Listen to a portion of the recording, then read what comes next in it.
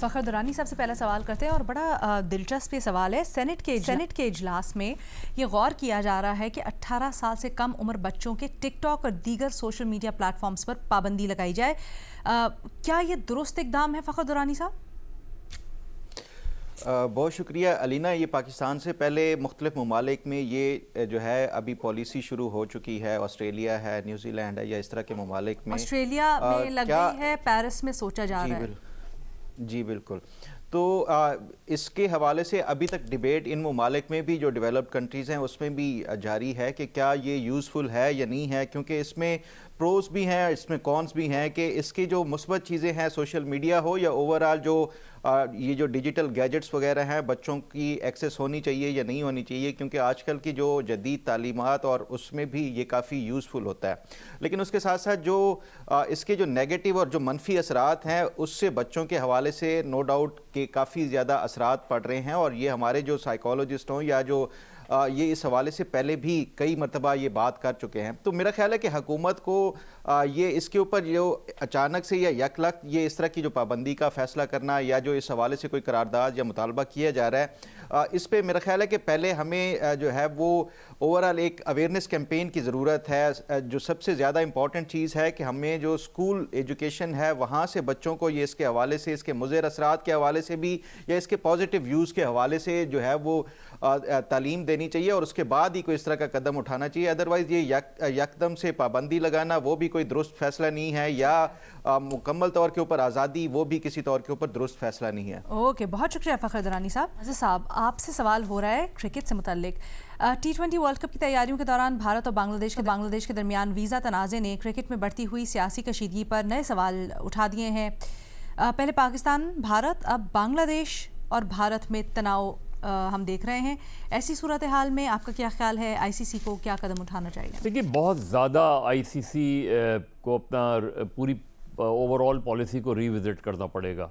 بہت زیادہ پولیٹیسائزیشن ہو گئی ہے کرکٹ کے اندر۔ کرکٹ ایک بالکل جو ایک کھیل ہے، اس کو اسپورٹس ہے، اور اس کی وجہ سے بہت سی تنازعات ختم ہوتے ہیں، جنم نہیں لیتے۔ جس طریقے سے ہم نے ماضی میں صرف ایک مثال تھی جب ساؤتھ افریقہ والا مسئلہ تھا، اپارٹائڈ کا مسئلہ تھا، اور اس کی وجہ سے جو ہے یہ پوری دنیا نے بائیکاٹ کیا تھا۔ جو اقلیتی حکومت تھی، گوروں کی حکومت تھی ادھر جنوبی افریقہ میں، اس لیے کہ بلیکس کے ساتھ جو ہو رہا تھا وہ اس طرح کی ڈسکریمنیشن تھی، وہ بالکل ایک الگ چیز تھی۔ لیکن اس کے بعد ہم نے دیکھا، خاص طور پہ انڈیا پاکستان کے کانٹیکس میں اگر آپ دیکھیں تو آئی سی سی کو بڑی فرم پوزیشنز لینی چاہیے تھیں۔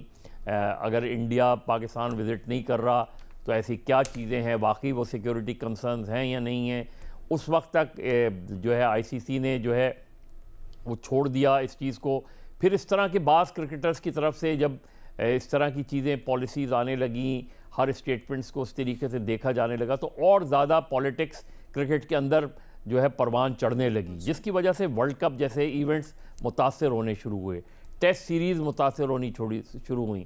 اگر تصور کریں پاکستان اور انڈیا کے درمیان ریگولر ٹیسٹ سیریز ہوتی اور پالیٹکس نہیں آتی اس کے بیچ میں، تو شاید ایشز کو لوگ بھول چکے ہوتے۔ اس طرح کی سیریز ہوتی ہیں اس میں۔ اب کس لیول پر آ گئی یہ بات، آپ سوچیں کہ اب ہاتھ ملانا، اب آئی سی سی نے اگر پہلی مرتبہ اس چیز کا سختی سے نوٹس لیا ہوتا کہ یہ کیسے ہو سکتا ہے کہ انڈین کیپٹن جو ہے وہ جو ہے ورلڈ کپ کی ٹرافی جا کے جو ہے وہ ریسیو نہ کریں پاکستان کرکٹ بورڈ کے چیئرمین سے، یہ کیسے ہو سکتا ہے کہ آپ شیک ہینڈ نہ کریں، اس کا آئی سی سی کو اگر اسی وقت نوٹس لے لیتی تو آج بنگلہ دیش والا ایشو یہ سامنے نہیں آتا۔ سر، ایک زمانہ تھا نا بگ 3 ہوتے تھے، اب تو ایسا لگ رہا ہے کہ انڈیا بگ باس بنا ہوا ہے اور اپنے آپ کو زبردستی مسلط کرواتا ہے۔ ہاں، لیکن اس کا نقصان آئی سی سی کو کیا سوچنا ہے؟ بٹ ایگزیکٹلی یہ بتائیے گا کہ آئی سی سی اس وقت کچھ کر سکتا ہے اور کیا؟ بالکل کر سکتا ہے آئی سی سی جو ہے اس چیز کو جو اس وقت انڈین پوزیشنز ہیں اس میں اس کو آئی سی سی کو ایک پوزیشنز لینی چاہیے کہ بھائی جب آپ دوسروں کے ملکوں میں جا کے کھیلنے سے انکار کریں گے تو دوسرے ملک کا بھی یہ رائٹ ہے کہ انہی ریزنز کی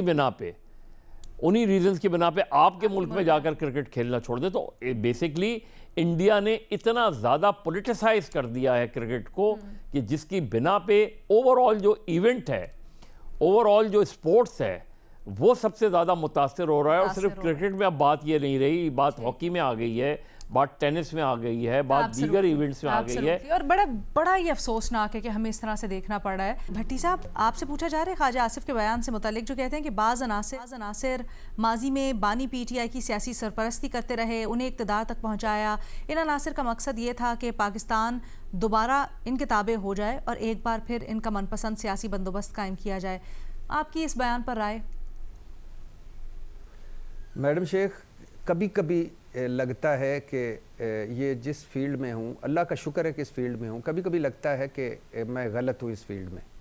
اور جب مجھے ایسی شخصیات کے ایسے سوالوں پر جواب دینا پڑتا ہے. خیر, واپس آتے ہیں. بعض عناصر نے ماضی میں عمران خان کی سیاسی سرپرستی کی, ان اقتدار تک پہنچایا, یہ کہہ رہے ہیں خواجہ آصف صاحب. سر مان لیتے ہیں, لیکن حضور یہ آدھا سچ ہے, یہ آدھی بات ہے. اگر آپ سچ کسی دن بولنا ہے تو مکمل بولیں اور مکمل بات کیا کریں. کچھ اور بعض عناصر نے نواز شریف صاحب کو وزیر خزانہ پنجاب بنایا, کچھ اور بعض عناصر نے نواز شریف صاحب کو وزیر اعلیٰ پنجاب بنوایا, کچھ اور بعض عناصر نے بے نظیر بھٹو صاحبہ کا مینڈیٹ چوری کر کے نواز شریف صاحب کو وزیر اعظم بنایا, کچھ اور بعض عناصر نے نواز شریف صاحب کو جدہ پہنچایا, کچھ اور بعض عناصر نے نواز شریف صاحب کو لندن پہنچایا, کچھ اور بعض عناصر نے نواز شریف صاحب کو لندن سے واپس بلوایا, رسک فری, گارنٹیاں بھری, فری واپسی. کچھ اور بعض عناصر کی وجہ سے آج خواجہ صاحب وزیر ہیں اور شہباز شریف صاحب وزیر اعظم ہیں. تو حضور یہ تو نہیں ہو سکتا کہ آپ کو لگے تو وہ خارش ہو تو وہ الرجی اور ہمیں کھرک ہو, اور آپ جو ہیں وہ جو کچھ کریں تو وہ ہلکا پھلکا ڈانس اور ساڈا وہ ہو, وہ آپ سمجھ گئے ہوں گے خواجہ صاحب. تو کہنے کا مقصد یہ ہے کہ کڑوا کڑوا تھو تھو, میٹھا میٹھا ہپ ہپ نہیں چلتا. اب عمر کے اس حصے میں آ کر کبھی مکمل سچ بھی بول لیا کریں سر. آدھا سچ, اور وہ بھی جو آپ کے اپنے حق میں ہو, وہ نہیں بولنا چاہیے. مقصد کیا لگ رہا ہے آپ کو؟ مقصد میڈم شیخ کمپنی کی مشہوری, کمپنی کو خوش کرنا. یہ بالکل رینڈملی ایک بیان ہے نا, اب تو اتنا عرصہ بھی ہو گیا ماضی کے ان عناصر کو گئے, تو میں اس لیے پوچھ رہی تھی. میڈم شیخ بہت ہی بھولا کویسچن ہے. Well left. اچھا, ویسے بھٹی صاحب میں آپ کو جاتے جاتے یہ بتا دوں کہ آپ نے آنا اسی فیلڈ میں تھا, کیونکہ آپ کی جو نواز شریف صاحب سے اور مسلم لیگ نون صاحب سے محبت ہے نا, وہ کہیں اور نہیں, وہ اس کا اظہار کہیں اور نہیں ہو سکتا. پہلے سوال میں آپ سے سوال ہوا سیاسی مفاہمت کا, آپ نے اس میں نواز شریف صاحب لے آئے. یہاں پہ عمران خان صاحب کا سوال, اس سے آپ نواز شریف صاحب. ایک سیکنڈ, صرف ایک سیکنڈ. اب تو مجھے نواز شریف صاحب کو مبارکباد دے لینی. بھٹی صاحب واٹس ایپ پہ دیجیے گا, بھٹی صاحب واٹس ایپ پہ مبارکباد دیجیے گا, بلکہ میں کہتی ہوں کال کر لیں, جتنا آپ کریں آپ کی تو وہ فوراً بغیر نمبر دیکھے بھی فون اٹھا لیں گے. تھینک یو سو مچ بھٹی صاحب. آگے بڑھتے ہیں بے نظیر شاہ صاحبہ. اچھا, آپ سے سوال ہو رہا ہے ماحولیات سے متعلق. پاکستان میں ماحولیاتی مسائل پر تشویش بڑھ رہی ہے, پھر بھی درختوں کی کٹائی کی خبریں آئے روز سامنے آ رہی ہیں. اگر ترقیاتی منصوبوں کے لیے یہ اقدام اٹھایا جاتا ہے تو یہ بھی جواز پیدا کیا جاتا ہے کہ متبادل کے طور پر پودے لگائے جا رہے ہیں. سوال یہ ہو رہا ہے, کیا درختوں کی کٹائی روکنے کے لیے کوئی سنجیدہ اور مؤثر نظام ہے؟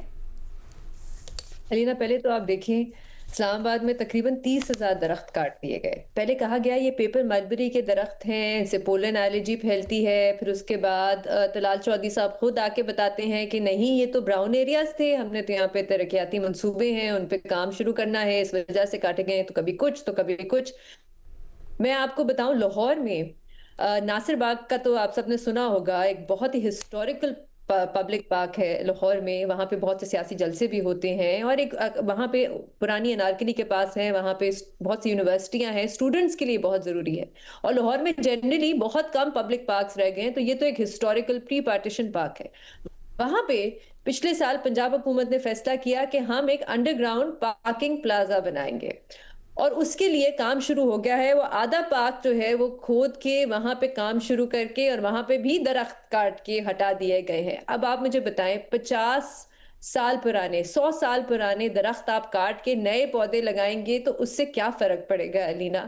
تو بالکل پوری دنیا میں جو براؤن ایریاز ہیں ان کو گرین کیا جا رہا ہے، اور یہاں پہ ہم درخت کاٹ رہے ہیں. اتنی بڑی کانٹرڈکشن ہے ہماری پالیسی میں کہ ایک طرف ہم کلائمیٹ چینج کی بات کرتے ہیں، دوسری طرف ہم نے 30,000 درخت کاٹ دیے. لاہور میں ہم نے یہاں پہ کاٹ دیے. یہاں پہ کچھ جو شہری ہیں وہ بیچارے گئے وہاں پہ جا کے لاہور ہائی کورٹ میں جا کے انہوں نے پٹیشن کیا. اور ابھی کیونکہ بہت سے ایسے ججز ہیں جو یہ انوائرمنٹل کیسز لیتے تھے پہلے، جس میں جسٹس منصور علی شاہ صاحب شامل تھے.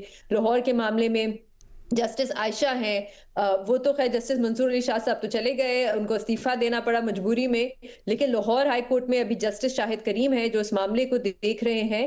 تو یہ جو بار بار ہمیں یہ بہانہ دیا جاتا ہے کہ دیکھیں ہم نے تو 4 گنا زیادہ درخت لگا دیے، اس سے کوئی فائدہ نہیں ہوگا. اس میں بہت وقت لگتا ہے کہ اس درخت سے جا کے بعد میں کوئی آپ کے ماحولیات میں کوئی فرق پڑے.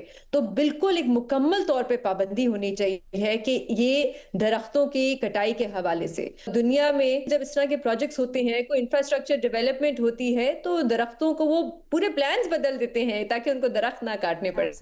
اور یہاں پہ ہم کاٹ کے کہہ رہے ہیں کہ کوئی بات نہیں، ہم نے اور نئے لگا دیے ہیں. تو بالکل اس پہ مکمل طور پہ پابندی ہونی چاہیے، اور میرے خیال سے عدلیہ کی طرف سے بھی اس پہ بالکل ایک ڈائریکٹیو آنا چاہیے.